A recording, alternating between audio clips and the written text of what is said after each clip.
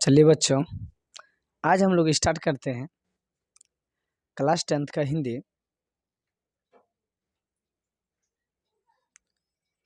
Topic का नाम है 20 के दांत। क्लियर? आप लोगों को पता होगा 20 के दांत 20 के दांत नलिन विलोचन शर्मा के द्वारा लिखा गया है। उनका जन्म हुआ था 18 फरवरी 1916 ईस्वी में पटना के बदरघाट में। वह जन्मना भोजपुरी भाषी थे। आप लोगों को परिचय वाले वीडियो में यह मिल जाएंगे। ठीक है, चलिए आज हम लोग यह कहानी है 20 के दांत। ठीक है, इस कहानी में एक छोटा सा बालक होता है, वह मदन, जो कि 5-6 साल का रहता है। ठीक है, और यह एक गरीब परिवार से बिलोंग करता है। और दूसरी तरफ देखा जाए तो यह खोखा एक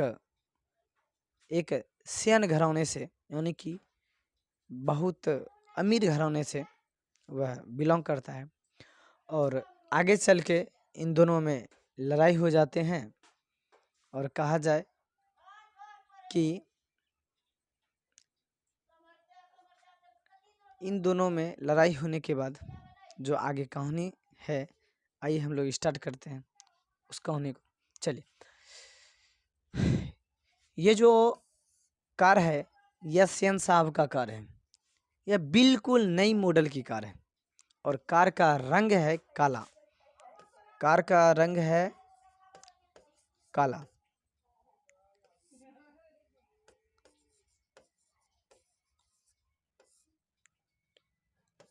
चलिए, इस कार में चमक है और सेन साहब को इस कार पर नाज है, क्योंकि इस कार में कोई भी व्यक्ति अपना हुबहू चेहरा एकदम बिल्कुल आईने की तरह देख सकते हैं। और यह सेन साहब के बंगले के जस्ट बाहर में यह कार लगा हुआ है। और यह कार बरसाती से ढका हुआ है। यह कार बरसाती से क्या हुआ है? ढका हुआ है। और यह कार काली चमकती हुई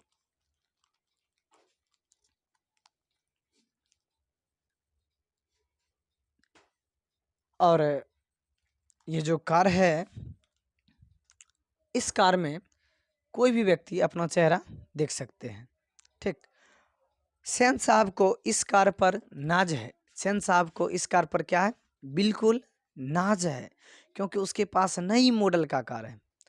और यह कार का रंग जो है वह काला है और सेन साहब को इस कार पर बहुत नाज है। क्लियर? कार का रंग काला है और चमक ऐसी है कि अपना मुंह देख सकते हैं इस कार में। ठीक है, और यह कार 7,500 में खरीदा गया है। यह कार यानी कि यह कार कहा जाए तो 7,500 यानी कि 7,500 रुपया में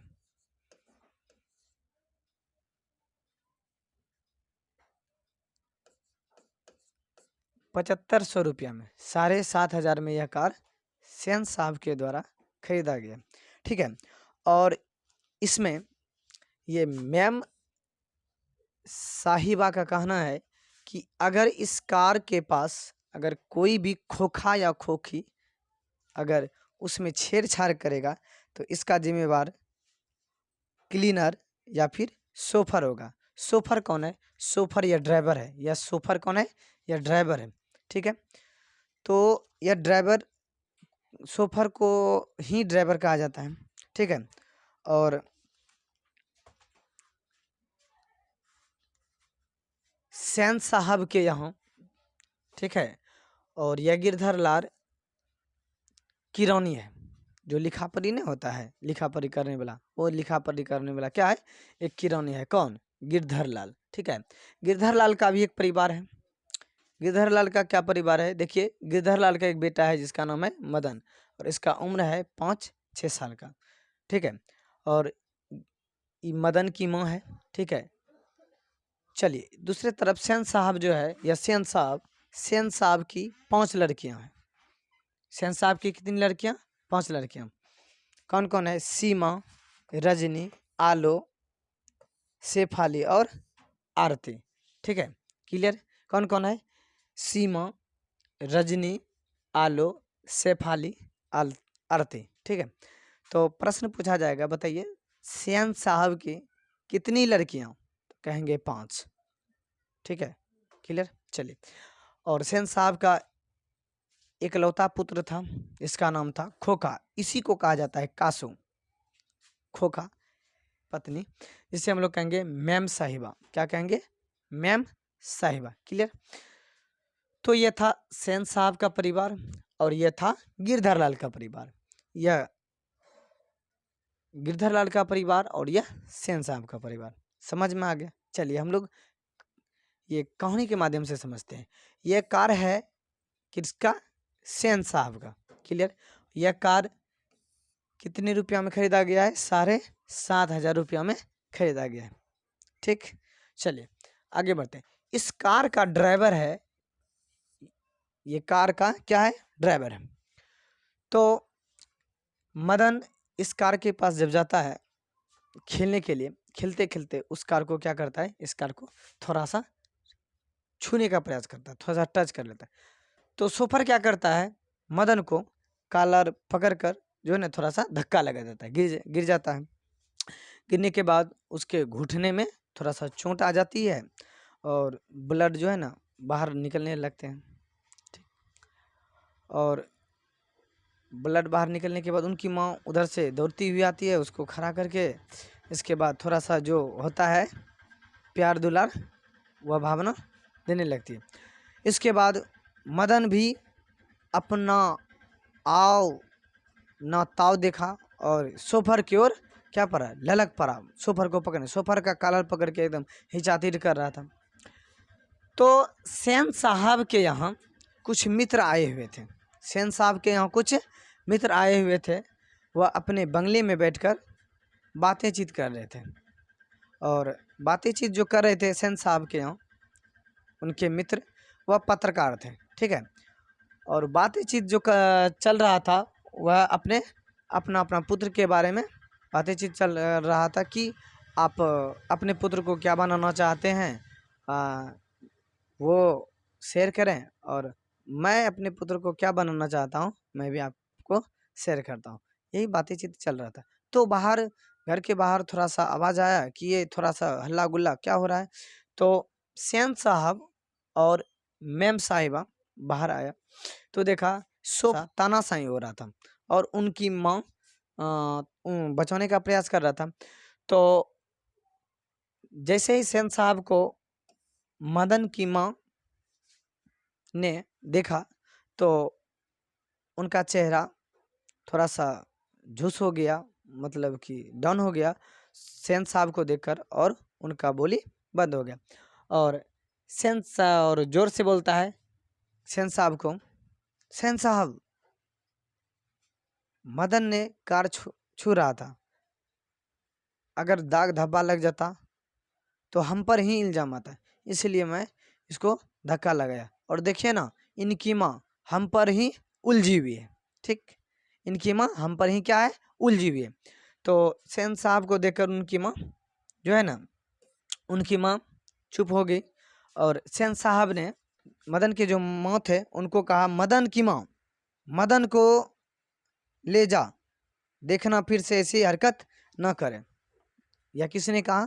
सेन साहब ने कहा। सेन साहब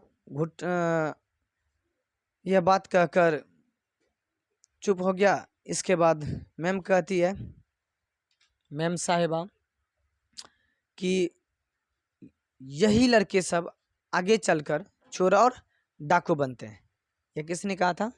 सेन साहब की पत्नी ने। ठीक है, तो ये जो है मदन की माँ मदन को वापस घर लेके आ जाता है।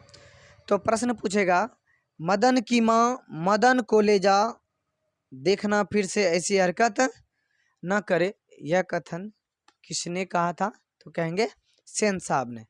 और दूसरा प्रश्न रहेगा कि ऐसे बच्चे आगे चलकर चोर और डाकू बनते हैं। यह कथन किसने कहा था? सेन साहब की पत्नी ने। क्लियर।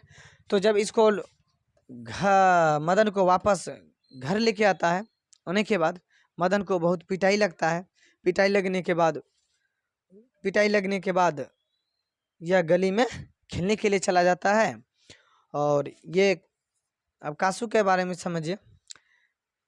कासू को बचपन से ही दुलार प्यार मिल रहा था सेन साहब के द्वारा, क्योंकि वह इकलौता बेटा था। किसका?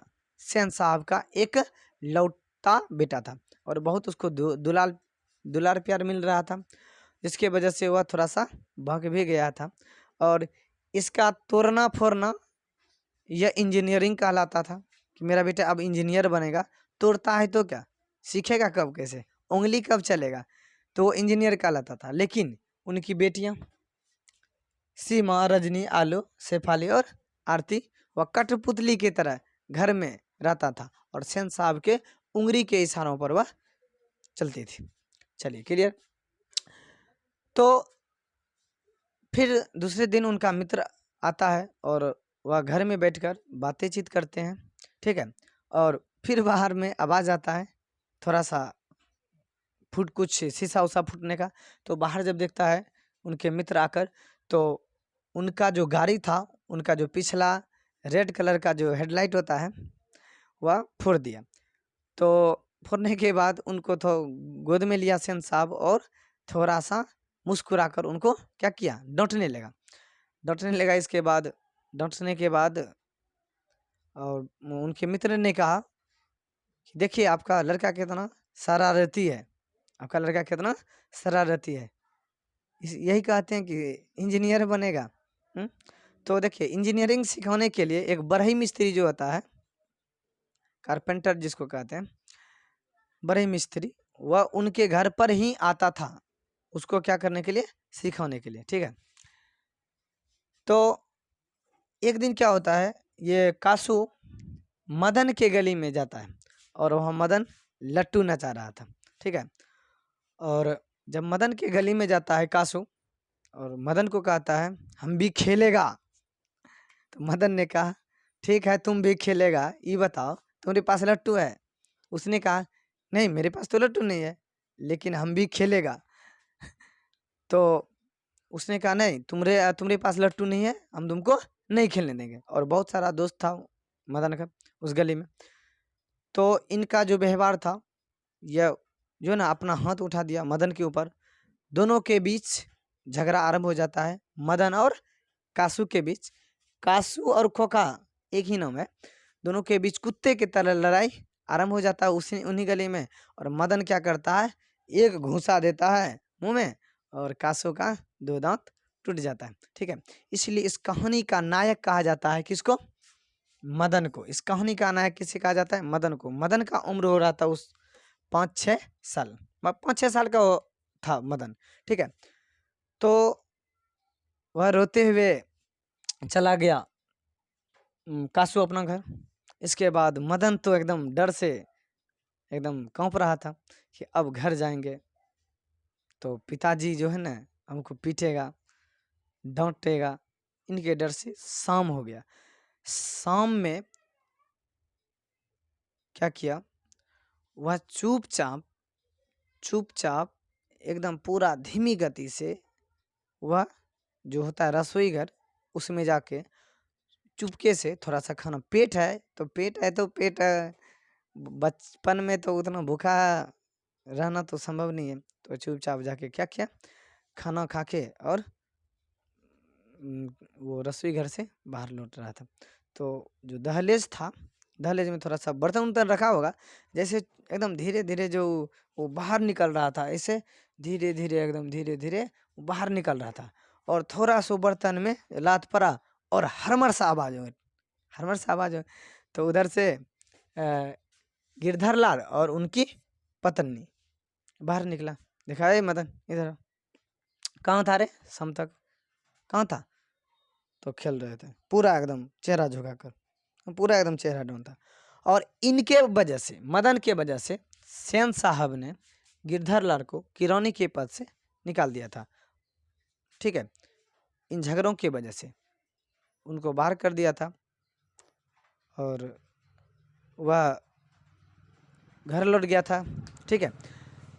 तो मदन को जैसे देखा तो वह गले से लगा लिया, ठीक है। जैसे गले से लगाया, उनको ना तो डांटा ना कुछ किया, ठीक है, गले से लगा लिया। आप लोगों को यह कहानी, यह टूटी फूटी कहानी अच्छा लगा होगा। अगर अच्छा लगा होगा तो आप लोग जल्द से जल्द इस वीडियो को पूरा शेयर करें। चलिए आप लोग पूरा पुनः रिवाइजिंग करते हैं। ये सेन साहब है, ये सेन साहब का ड्राइवर है शोफर, और ये सेन साहब का पत्नी है मेम साहिबा, और इनकी बेटियां 5, इनकी बेटियां 5 है। कौन कौन है? सीमा, रजनी, आलो, शेफाली और आरती। क्लियर। और इनका एक पुत्र है, इसका नाम है खोखा। हम लोग इसको कासू भी कहते हैं, कासू भी कहा जाता था उस समय, ठीक है। तो मदन इस कार के पास जाता है और सोफर इनको धक्का लगाकर गिरा देता है। इन सोफर और मदन के बीच झगड़ा आरंभ हो जाता है। उसी समय सेन साहब और मैम साहिबा बाहर निकलती है और इनको डांट देती है मदन को कि मदन की माँ, मदन को ले जाओ, आगे चलकर ख्याल रखना कि यह दोबारा फिर ऐसा हरकत ना करे। तो मैम साहिबा कहती है कि ऐसे ही लड़के आगे चलकर चोर और डाकू बनते हैं, चोर और डाकू बनते हैं। किसने कहा था? सेन साहब की पत्नी ने। क्लियर। चलिए, इसके बाद फिर मदन गली में लट्टू नचाते हैं और खोखा भी वहाँ पहुँचता है लट्टू नचाने के लिए। खोखा लट्टू नहीं नचाने देते हैं। उस समय उनके बीच भी झगड़ा होता है। झगड़ा के दरमियान में 2 दांत टूट जाते हैं, 2 दांत टूट जाते हैं। किसका टूट जाते हैं? किसका? खोखा का, ठीक है। खोखा वापस घर आते हैं। घर आने के बाद सेन साहब को बताते हैं। सेन साहब क्या करता है? गिरधर लाल को नौकरी से क्या करते हैं? बाहर कर देते हैं। गिरधर लाल चुपचाप घर आ जाते हैं। इसके बाद मदन तो शाम तक आता ही नहीं है लौट के। शाम में आता है चुपके से भोजन करने के लिए। उस समय वह थोड़ा सा गलती के कारण वह कहीं ठोकर उकर लग जाता है, बर्तन के आवाज़ से वह पकड़ा जाता है। इसके बाद उसको पीटने की वजह से सीने से उसको लगाता है। यह था आपका संपूर्ण कहानी। आई होप अच्छा लगा होगा, ठीक है। Best of luck. मिलते हैं फिर अगले वीडियो में। Clear. Thank you so much.